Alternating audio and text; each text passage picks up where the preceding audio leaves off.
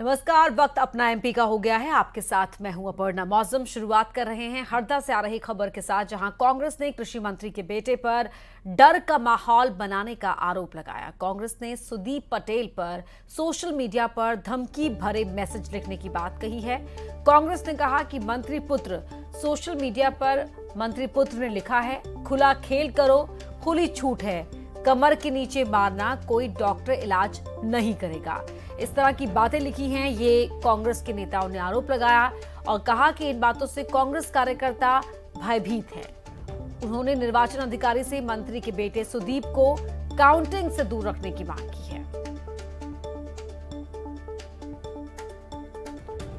तो बड़ी खबर आपको हरदा से बता रहे हैं, जहां कांग्रेस ने कृषि मंत्री के बेटे पर गंभीर आरोप लगाए। कृषि मंत्री के बेटे की सोशल मीडिया पर लिखी पोस्ट का हवाला भी दिया है।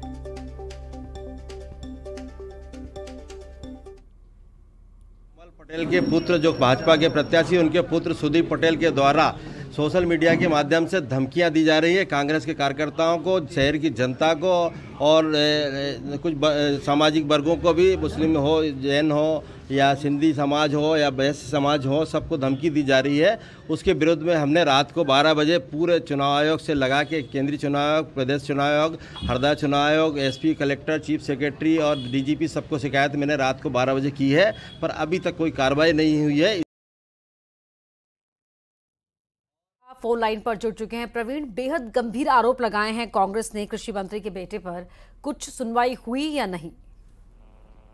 जी, मतगणना के पहले अचानक जो है एक दिन पहले जो है हरदा जिले की जो राजनीतिक जो गतिविधियां हैं उसमें एकदम सरगर्मी आ गई, क्योंकि कृषि मंत्री कमल पटेल के छोटे बेटे हैं सुदीप पटेल, उन्होंने सोशल मीडिया पे कुछ इस तरीके की से बातें लिखी थी जो एक कांग्रेस का आरोप है कि डर का माहौल बन रहा है। उन्होंने कई खुली चेतावनियां जो है सोशल मीडिया पर लिखी थी और इस बात को लेकर जो है कांग्रेस के जो कार्यकर्ता हैं आज एसपी और कलेक्टर से मिले थे और उन्होंने इस मामले में जो है सुदीप पटेल पे जो है कार्रवाई की मांग की थी। साथ ही कांग्रेस के जो नेताओं ने ये भी आरोप लगाया है कि इससे जो है पूरे जिले में जो है एक डर का माहौल बना हुआ है, इसलिए उन्हें काउंटिंग से दूर रखा जाए। और इस बात को लेकर जो है कांग्रेस के जो प्रत्याशी यहाँ से आर के डोग ने, उन्होंने निर्वाचन आयोग को भी इसकी शिकायत की और यह मांग की है कि उन्हें काउंटिंग से दूर रखा जाए। फिलहाल जो अभी हमारे पास ताजा अपडेट है, इस मामले की लिखित शिकायत हो चुकी है। अब इसमें जो निर्वाचन आयोग क्या कार्रवाई करता है, ये अभी इसके बारे में कोई इस बात की जानकारी अभी नहीं मिल पाई। बहुत शुक्रिया आपका प्रवीण इस पूरी जानकारी के लिए। वहीं खंडवा में मतगणना की तैयारियां पूरी हो गई हैं। खंडवा जिले की 4 विधानसभा के लिए 2-2 काउंटिंग हॉल बनाए गए हैं। सभी में ईवीएम के लिए 14 टेबल रहेंगी। करीब 500 कर्मचारी मतगणना कराएंगे। सुरक्षा व्यवस्था त्रिस्तरीय घेरे में है।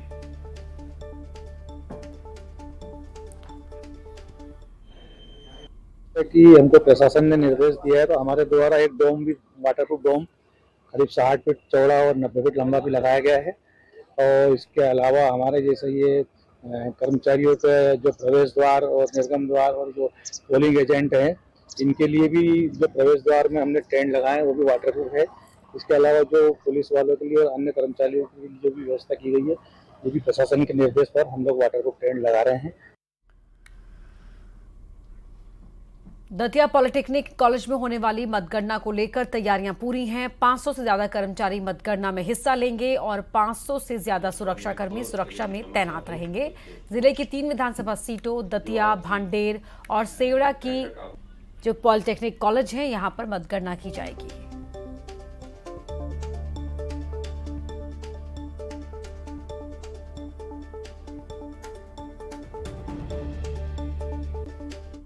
मतगणना के लिए 3 स्तरीय सुरक्षा व्यवस्था है। 100 मीटर पहले मतगणना स्थल से प्रारंभ हो जाती है, वहां से गाड़ी अंदर आना मना है, उसको पेडेस्ट्रियन जोन घोषित किया गया। उसके बाद दूसरे नंबर पे जब आप गेट के अंदर आओगे तो वहां पे ये जो एसएएफ अपनी होती है वो आपकी फ्रिस्किंग करेगी। मोबाइल वगैरह बाहर काउंटर में रखा दिया जाएगा और इलेक्ट्रॉनिक गैजेट किसी भी प्रकार का, मतलब कैलकुलेटर तक अलाउड नहीं है। लैपटॉप और आगे की तो बात ही छोड़ दें। मीडिया वाले साथी, उनके लिए मीडिया सेंटर है, वहां पे सारी फैसिलिटी है, फोटोकॉपियर, इंटरनेट, टीवी, जो भी आप सोचते हो सारी फैसिलिटी है और आपका मोबाइल रखने की भी सुविधा उसी में दी गई है। भोपाल में नतीजों के पहले कांग्रेस को जीत का पूरा भरोसा है, इसीलिए कांग्रेस नेताओं ने पीसीसी के बाहर पोस्टर लगाए हैं। पोस्टर में जीत को लेकर एडवांस में ही शुभकामनाएं दी गई हैं। पोस्टर पर लिखा है, जनता का निभाने साथ आ रहे हैं कमलनाथ।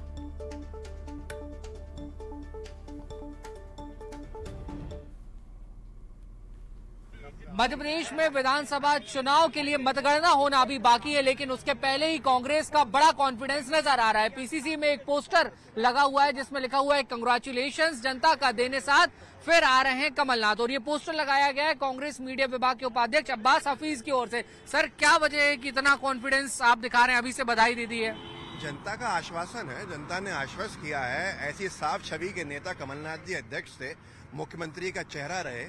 आज कमलनाथ जी को जनता ने आश्वस्त किया, कार्यकर्ता ने आश्वस्त किया। हमारा खुद का सर्वे भी है, हमारा खुद का एग्जिट पोल भी है। एक तरह से प्रचंड बहुमत से कांग्रेस जीत रही है और जनता को सिर्फ गुमराह करने के लिए बीजेपी एक एग्जिट पोल का सहारा ले रही है, जबकि आधे से ज्यादा एग्जिट पोल कांग्रेस के पक्ष में आए हैं। प्रचंड बहुमत के एग्जिट पोल मौजूद हैं, लेकिन सरकारी मशीनरी पर दबाव कैसे बनाएगी भाजपा? अगर मान लेगी कि हार गई है और सामने कर देगी, अभी भी बाज नहीं आ रहा है लोकतंत्र में छेड़छाड़ करने के लिए एक एग्जिट पोल का सहारा लेके तमाम प्रशासनिक मशीनरी के ऊपर दबाव बनाने के प्रयास किए जा रहे हैं और कुछ नहीं। सर, नीचे आपका पोस्टर लग चुका है, ऊपर वॉर रूम तैयार हो चुका है। वॉर रूम से भी कल लगातार नजर रखेंगे, बातचीत करेंगे सभी कॉन्स्टिट्यूएंसी में। कौन कौन नेता वहां मौजूद रहेंगे? देखिए, ये पोस्टर तो कई सारे लग चुके हैं, प्रदेश के अलग अलग कोने में लग चुके हैं।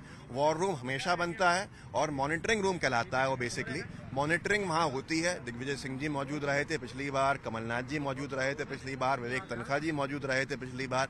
बाकी ज्यादातर नेता हमारे क्योंकि चुनाव लड़ रहे हैं तो अपने अपने क्षेत्र में हैं। ये 3 तो कल होना ही है और उनके अलावा जिनकी चुनाव जल्दी मतगणना हो जाएगी, स्पष्ट हो जाएगा, तो वो भी जल्दी से जल्द आ जाएंगे।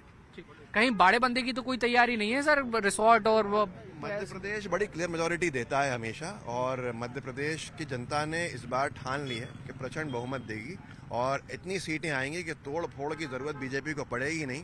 बीजेपी का ऐसा हाल ना हो जाए कि 2-3 गाड़ियों के अंदर पूरे विधायक चले जाएं उनके कार के अंदर बैठ के, ये भी हो सकता है। तो 3 कार ले लें बीजेपी वाले, 3 कार ले लें बीजेपी वाले। ये कॉन्फिडेंस कांग्रेस कहीं ना कहीं शो कर रही है। और उसके पहले, यानी कि मतगणना के पहले, रिजल्ट आने के पहले एक पोस्टर यहां पर लग चुका है जिसमें बधाई अभी से दी जा रही है। बहरहाल देखना होगा कि कल सूरत क्या होगा, जनता ने अपना सरताज कैसे चुना है, कल ये तस्वीर स्पष्ट हो जाएगी। वीडियो जर्नलिस्ट अजय तंवर के साथ न्यूज 18 के लिए भोपाल से वासु चौरे। तो कांग्रेस के उत्साहित कार्यकर्ताओं ने भले ही प्रदेश कांग्रेस के दफ्तर के बाहर पोस्टर लगवा दिए हों, तो वहीं सीएम शिवराज सिंह चौहान भोपाल में एक बार फिर कह रहे हैं कि उन्हें पूरा भरोसा है कि बीजेपी सरकार बना रही है। समाज के हर वर्ग ने बीजेपी को समर्थन दिया है और भारी बहुमत से बीजेपी की सरकार बन रही है। कल सब कुछ साफ हो जाएगा, ये कहना है शिवराज चौहान का। तो पहले से ये उम्मीद क्या विश्वास है, भारतीय जनता पार्टी भारी बहुमत से सरकार बनाने जा रही है। मोदी जी के प्रति प्रेम और विश्वास, केंद्र सरकार की योजनाएं और मध्य प्रदेश सरकार की योजनाओं का कमाल, विकास मध्य प्रदेश में जो हुआ है वो अद्भुत और अभूतपूर्व हुआ है।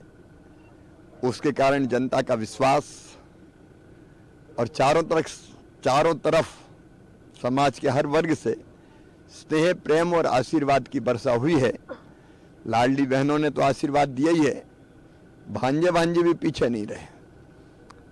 कुल मिला के समाज के हर वर्ग में भारतीय जनता पार्टी को अभूतपूर्व समर्थन मिला है और हम भारी बहुमत से सरकार बनाने जा रहे हैं। कितनी सीटों का आकलन अगर तो मध्य प्रदेश में कल यानी 3 तारीख को यह साफ हो जाएगा कि एक बार फिर कमल खिलेगा या लोग कांग्रेस के हाथ के साथ होंगे। तो वहीं मतगणना से ठीक एक दिन पहले सीएम शिवराज सिंह चौहान अपने बेटे कार्तिकेय के साथ दादा धूनी वाले मंदिर पहुंचे।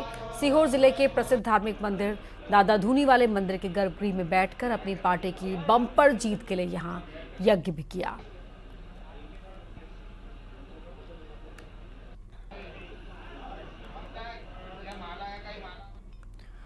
3 दिसंबर से पहले दोनों ही दलों के नेता देव दर्शन करने पहुंच रहे हैं। किसी ने खाटू श्याम के दरबार में हाजिरी लगाई तो कोई महाकाल को शीश नवाने पहुंचा। कोई घर पर ही पूजा पाठ हवन कर रहा है। बीजेपी प्रत्याशी मधु वर्मा का परिवार हो या महेंद्र हार्डिया का, घर में ही पूजा पाठ और अनुष्ठान का दौर चल रहा है। हार्डिया के घर एक ब्राह्मण रोज पहुंचकर पूजा पाठ करवाते हैं, तो वहीं विजयवर्गीय मेंदोला, 4 भुजानाथ तो गोलू और रीना सेतिया खाटू श्याम पहुंचे। संजय शुक्ला ने स्वर्ण मंदिर पहुंचकर अरदास की।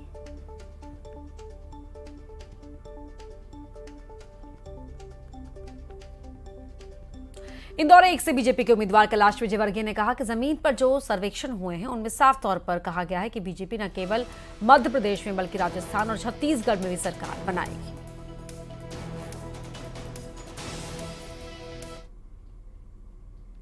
शायद उन लोगों ने चैम्बर में बैठ के सर्वे किया होगा। जिसने मैदान में सर्वे किया वो कहेगा कि भारतीय जनता पार्टी की सरकार बन रही है। वो सिर्फ मध्य प्रदेश में नहीं बन रही है, राजस्थान में बन रही है और छत्तीसगढ़ में भी सरकार बनेगी। ग्वालियर में बीजेपी के राष्ट्रीय अध्यक्ष जेपी नड्डा के साथ जयविलास महल में ज्योतिरादित्य सिंधिया ने मुलाकात की। मुलाकात के बाद केंद्रीय मंत्री सिंधिया ने कहा कि एमपी में पूर्ण बहुमत से बन रही है बीजेपी की सरकार और ग्वालियर में नड्डा की यात्रा नई ऊर्जा देने वाली यात्रा रही।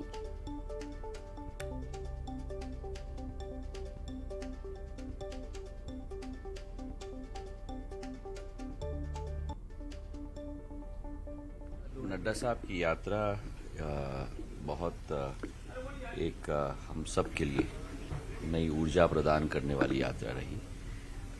स्वयं जाके उन्होंने द्वितीय पीताम्बरा मैया के यहाँ दर्शन किया, धूमावती मैया के यहाँ दर्शन उन्होंने किया सपरिवार, और आज दिल्ली के लिए प्रस्थान कर रहे हैं।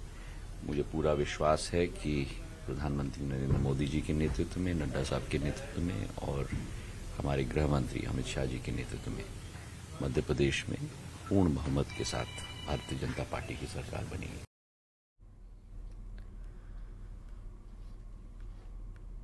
वहीं मतगणना से पहले भोपाल में कमलनाथ का बयान सामने आया। कहा कि उन्हें मध्य प्रदेश के वोटर्स पर पूरा भरोसा है और एमपी में कांग्रेस की सरकार बनेगी, ये भी उन्हें विश्वास है। इसके साथ ही निर्दलीय प्रत्याशियों से बात करने के सवाल पर कहा कि इसकी जरूरत नहीं है और अगर बीजेपी के पास सीट है तो नाटक क्यों कर रही है।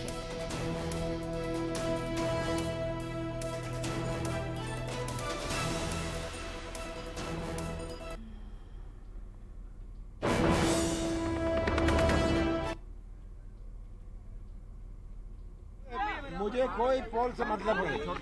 मैंने हमेशा ये कहा है, मुझे मध्य प्रदेश के मतदाताओं पर पूरा विश्वास है। सर आप कॉन्फिडेंट हैं? मैंने कहा मुझे मध्य प्रदेश की मतदाताओं पर पूरा विश्वास है। सर ये जो निर्दलीय और बागी है इनसे भी क्या बातचीत कर रही है? देखिए ये सब की आवश्यकता नहीं है। सर आपने एक्स्ट्रा फोर्सेस की मांग की है? सर कांग्रेस ने एक्स्ट्रा फोर्सेस की मांग की है। ये सब अगर बीजेपी के पास 107 सीट है तो ये क्यों ये सब नाटक कर रही है? इसके बात करो, उसकी बात करो। मध्य प्रदेश में कल नतीजे घोषित होने वाले हैं। सभी पार्टियां जीत का दावा कर रही हैं, तो वहीं कांग्रेस नेता जीतू पटवारी का कहना है कि कांग्रेस 135 से ज्यादा सीटें जीतकर सरकार बनाएगी। पूरे देश में कांग्रेस को लेकर भरोसा बढ़ा है, ये हर भारतीय की पार्टी है। 135 सीट से ऊपर आकर मध्य प्रदेश में कांग्रेस की सरकार बनेगी। पूरे देश में कांग्रेस के प्रति एक विश्वास बढ़ा है। फिर से वही पुरानी पार्टी जिसने देश को बनाया उस पर भरोसा होने लगा है। ये सबकी पार्टी है, भारतवासी की पार्टी है। मैं मानता हूँ मध्य प्रदेश का जन जन ये बोल रहा है कि कांग्रेस पार्टी की सरकार भारी बहुमत से बनेगी। मेरा पर्सनल और हमारी पार्टी का आंकलन है 135 सीट से ऊपर आके बनेगी।